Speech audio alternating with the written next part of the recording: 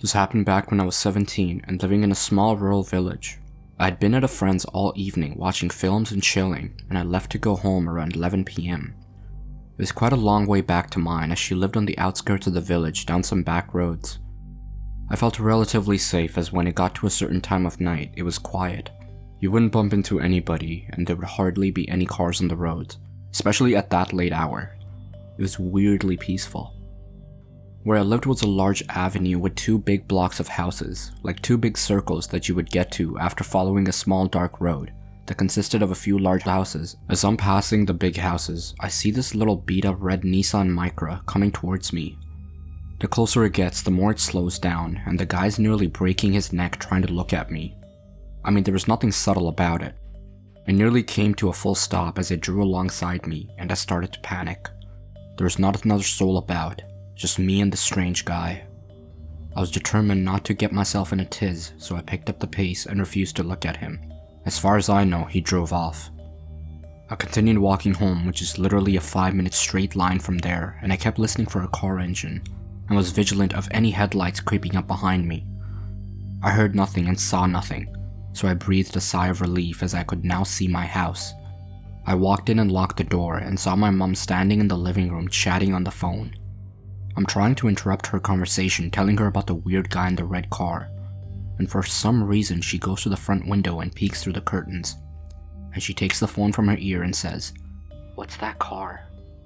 This is all in a minute since walking through the door, and I'm thinking to myself it can't be him, because if he had followed me I would have heard the car. Before I even get a chance to look for myself, there's a knock at the front door. So I go and answer it, only pulling it open a few inches, and there's this guy standing there empty-handed, wearing like a baseball cap. It was the same guy in the same car. I'm just like, what the fuck? I said, "Can I help you?"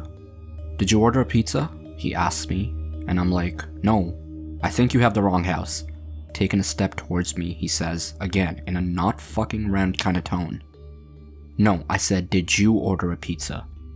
Before I reply, my mom had come up behind me, opened the door fully and says, "Is there a problem?"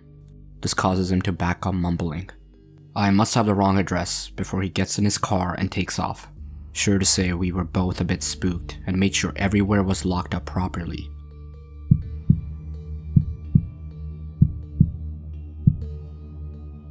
When I was 20 years old, I worked as a delivery girl for a pretty popular pizzeria in my area. Initially, I worked the late morning to mid-afternoon shift, but when the guy who delivered for the night shift ended up getting fired due to him losing his license because of a DUI, I was placed on the night shift. So as my boss hired a family friend who could only work my shift for whatever reason. I really didn't want this shift because you never know if people who order late at night actually want a pizza or if they have other intentions in mind. Unfortunately, my boss was an asshole and essentially told me if I wasn't willing to work the night shift, I was fired. I wasn't exactly in a position where I could be out of work temporarily, so I reluctantly worked the shift. The first month of the shift went by without any issues, until I had to deliver a pizza to a house that just barely made our delivery radius. I punched it in on my GPS and the house was located in a pretty suburban part of the city. I arrive and it's about 11 PM. The block was extremely quiet, decently lit, and mostly littered with modern townhouses. But the house I delivered to was a duplex. I ring the doorbell and wait for about 30 seconds. No answer. I ring it again and wait another 30 seconds. Still no answer. I'm standing there getting pretty nervous that something's about to go down. But thankfully a man opens the door. He looked like he was in his late 40s. He was pretty tall, maybe a little over 6 foot. And he was very skinny. I tell him his pizza is here and he just stands there staring at me. I asked him if he was okay and he responded by saying, "Yeah, I'm fine, sorry. I got off work not too long ago and I'm zoning out a bit." Fair enough, I suppose. He hands me the money, I hand him the pizza, and as I'm making change, he says, "You're really beautiful, you know that?" Not really thinking too much into it, I thanked him for the compliment and gave him his change. I said goodnight and he did too. I walked back to my car and finished my deliveries for the night. A few days later, I get a delivery order to the same place. I head over there around the same time as last time and ring the doorbell. He answered the door very excitedly and said, "Hey, it's you again. How are you?" I told him I was tired and can't wait to go home, to which he chuckled and said, "Yeah, I know that feeling pretty well," as he was pulling out his wallet. As he's counting his money, he asks me what my name is. Being kinda tired at this point and not really thinking straight, I stupidly told him my name. As I'm making change, he asks if he could have my number, as he'd love to hang out with someone as gorgeous as I am. Whoa buddy, pump the brakes.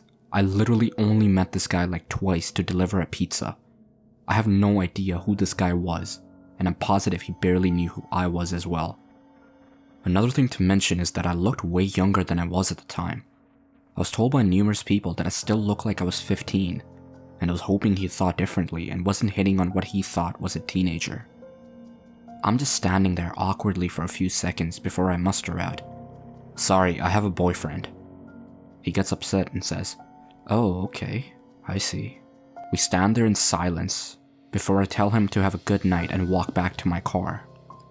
He says nothing and still stands at the doorway staring at me until he finally went back inside once I started my car.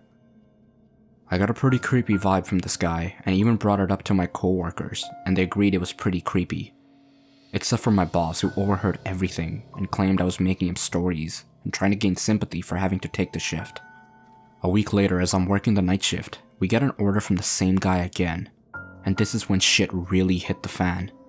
I arrive at the house at around 10:30 p.m, and keep in mind that from my perspective on the road, it didn't look like a single light in the house was on. I got out of my car and I walked to the front door with the pizza box in my arms. As I'm approaching the door, it quickly swings open to reveal the man, except this time he was wearing a suit, and I jumped back. He laughed and said, "Sorry if I scared you. I saw you out the window and figured I'd just open the door now so that you wouldn't have to ring the bell." I was getting scared because, as I mentioned before, there were no lights on in the house, so was he sitting in the dark this whole time? And if so, why? I nervously laugh and say it's okay. He asked me if I liked the suit, to which I said yes. He then asks me, "Would you like to go on a date with me tonight?" What the fuck? I once again tell him I have a boyfriend, to which he chuckles, gets close to me, and says, "Honey, there's no way a girl your age is in a serious relationship. If you go on a date with me, I'll show you how a real man treats a girl." He grabs the pizza box from me and throws it to the side, and grabs me by my arms hard. I'm officially shitting bricks at this point, trying not to cry from the fear that was overwhelming me. I start pleading with him, "Dude, please, I just want to go home. I don't want to go on a date tonight."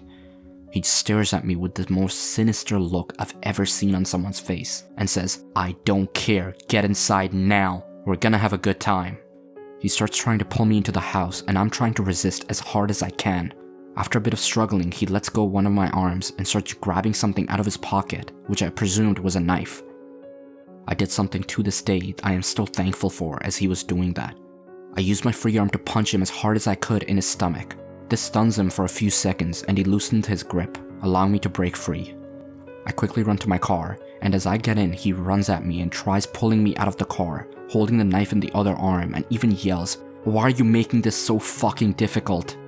I grab a half-empty soda bottle I had in the cup holder and I throw it, and luckily it hits his head and he lets me go. I slam the door, and then all of a sudden he jumps right on the hood of my car and starts scratching and banging on my windshield with his knife. I put the car in reverse and quickly back out of the spot and quickly reversed down the road with him desperately trying to hold on. He's banging on my hood screaming, "Stop the fucking car!" I turn onto the next road as swiftly as possible, and luckily he falls off the hood of my car.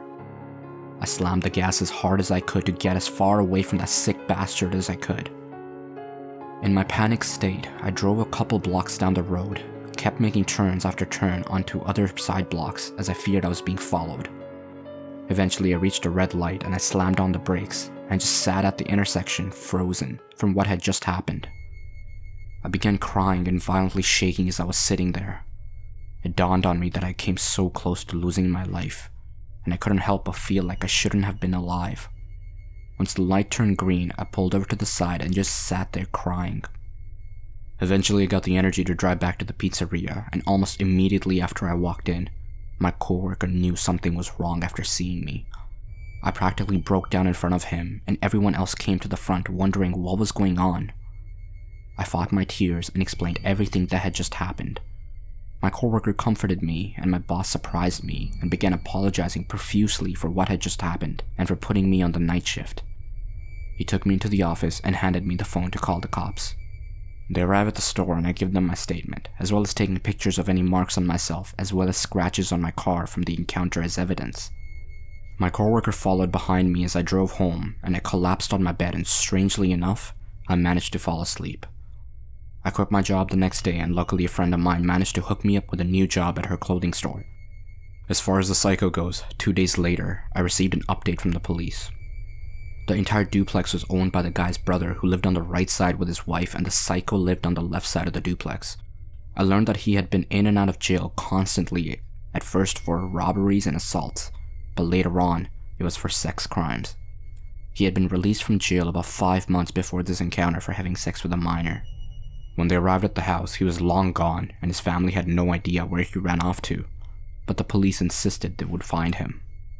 And indeed they did, albeit not alive. I spent the next 2 months in fear that he would find me and finish what he had in mind, but the police contacted me and updated me on the case. Apparently he fled to another city nearby and attempted to kidnap a teenager walking alone at night. Luckily somebody happened to be looking out the window at the right time, called the cops, and the police caught him trying to force her into his car. He managed to flee and the police chased after him. He blew a red light near a busy boulevard and a van slammed right into the driver's side of his car. By some sort of miracle, the driver of the van only sustained minor injuries, while the psycho succumbed to his wounds long before the ambulance even arrived.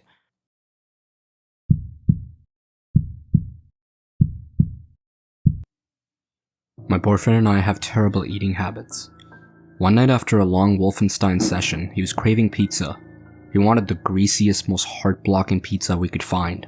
Luckily for him, there's a Pizza Hut down the road. He ordered it online, but as we're both stingy, we decided to pick it up instead of having to pay a delivery fee.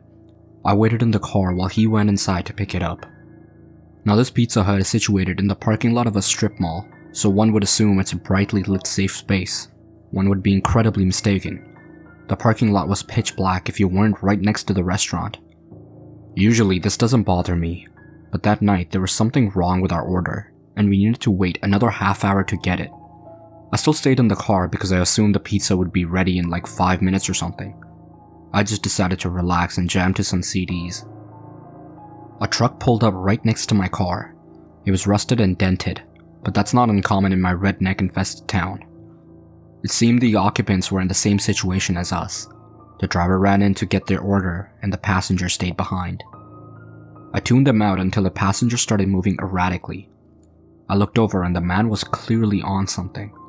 His stringy hair was plastered to his forehead and trailed down the back of his worn-out denim vest.